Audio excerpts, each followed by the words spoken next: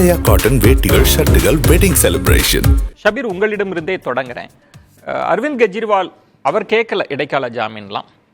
அமலாக்கத்துறை கடுமையாக எதிர்த்தாங்க இடைக்கால ஜாமீன்லாம் கொடுத்துடக்கூடாதுன்னு. அதையும் மீறி அவருக்கு இடைக்கால ஜாமீன் வழங்கப்பட்டிருப்பதை நீதிமன்ற பார்வையில் எப்படி புரிஞ்சுக்கிறீங்க? நீதிமன்றம் இந்த வழக்கை விட அரவிந்த் கெஜ்ரிவால் ஒரு சிட்டிங் சீஃப் மினிஸ்டராக இருக்கிறார். எதிர்கட்சிகள் முகாமில் அவர் ஒரு முக்கியமான நபர். தேர்தல் நடக்கிறது, ஒரு ஜனநாயக திருவிழா நடக்கிறது, அதில் அவருடைய பங்களிப்பு அப்படின்றது ரொம்ப முக்கியம். அதை உறுதி செய்ய வேண்டும் அப்படின்ற ஒரு அடிப்படையில் அவருக்கு அந்த ஜாமீன் என்பது வழங்கப்பட்டிருக்கிறது. அதுவும் ஒரு இடைக்கால ஜாமீன் தான். நீங்கள் ஜூன் 1ஆம் தேதி வரைக்கும் நீங்கள் வெளியே இருக்கலாம் அப்படின்னு சொல்கிறாங்க. அதுக்கப்புறம் நீங்கள் போய் சரண்டர் ஆகி குவெஸ்டனிங்க்கு உங்களை நீங்களே சரண்டர் பண்ணிக்கணும் அப்படின்ற மாதிரி உத்தரவிட்டிருக்காங்க.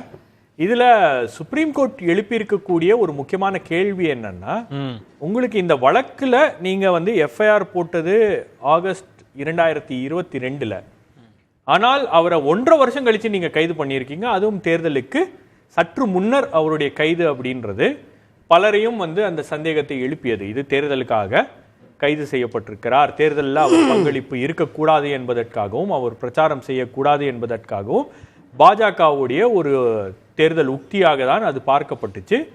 அது ஒரு பெரிய சிம்பத்தி ஃபேக்டரை கிரியேட் பண்ணிச்சு, பலரையும் அதிர்ச்சிக்குள்ளாக்கியது.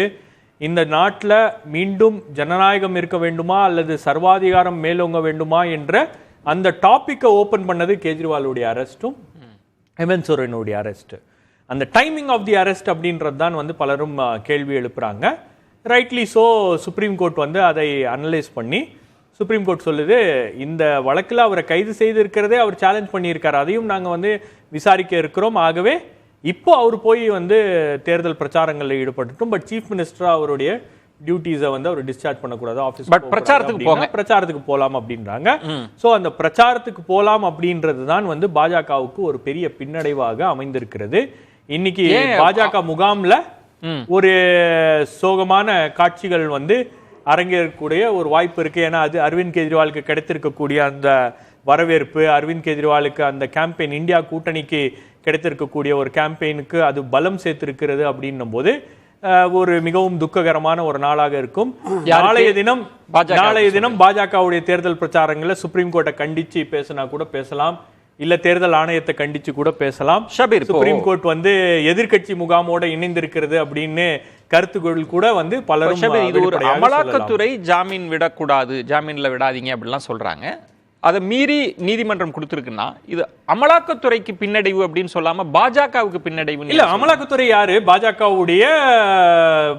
பாஜக அரசாங்கத்துடைய ஒரு துறை தானே. இன்னைக்கு அமலாக்கத்துறை பாஜக உடைய எதிரிகளையும் பாஜக எதிர்முகாமில் இருக்கக்கூடிய நபர்களையும் தான் குறிவைத்து கடந்த 10 ஆண்டுகளாக அவர்கள் அவங்களுடைய வேலையை பார்த்துட்டு இருக்காங்க. பாஜக என்ன வேலையை சொல்லுதோ அந்த வேலையை அமலாக்கத்துறை செய்கிறது அப்படின்னு தான் பார்க்குறோம். தமிழ்நாட்டில் கூட செந்தில் பாலாஜி தேர்தல் சமயத்தில் வெளியே இருந்தால் பிரச்சனை வரும். அண்ணாமலை கோயம்புத்தூரில் போட்டியிடுகிறார், அவருக்கு ஒரு மிகப்பெரிய நெருக்கடி ஏற்படும் என்பதால செந்தில் பாலாஜியை ஜெயிலில் வச்சிருக்காங்க அப்படின்றது தான் பரவலாக மக்கள் மத்தியில் இருக்கக்கூடிய பேச்சு. அது தேர்தல் பிரச்சாரங்கள்லையும் பல இடங்கள்ல அது எதிரொலிச்சிச்சு. நீங்க அண்ணாமலை கோயம்புத்தூர்ல போட்டியிடுறாரு, செந்தில் பாலாஜி வெளியே இருந்து அண்ணாமலை போட்டியிட்டு ஜெயிக்கட்டுமே பார்க்கலாம் அப்படின்ற அளவுக்குலாம் மக்கள் கூர்ந்து கவனிக்கிறாங்க.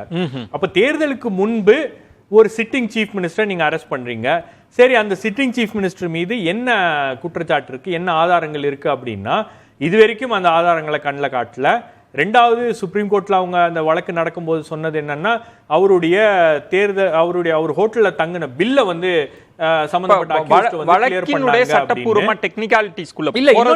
சொல்றேன் நானு. அதாவது அரவிந்த் கெஜ்ரிவாலுக்கு சிறை, ஆனால் அதே வழக்குல அக்யூஸ்டா இருந்து அப்ரூவராக மாறி அரவிந்த் கெஜ்ரிவாலுடைய பெயரை சொன்ன அந்த நபர் இருக்காங்களே, அந்த அக்யூஸ்ட், அவங்க அப்பாவுக்கு டிடிபில சீட்டு கொடுக்கப்பட்டிருக்கு. டிடிபி பாஜகவுடைய அலையன்ஸ்ல இருக்கு, அவர் தேர்தலில் போட்டியிடுகிறார். அப்போ இந்த ஊழல் ஒழிப்பு அப்படின்ற பேச்சிலேயே பாஜகவுக்கு ஒரு முரண்பாடான ஒரு நிலைப்பாடு என்பது இருக்கிறது. இரண்டாவது, ஊழல் யார் செய்கிறார்கள் அப்படின்றத செலக்டிவா அவங்க நடவடிக்கை எடுக்கிறாங்க அப்படின்றதான் குற்றச்சாட்டு.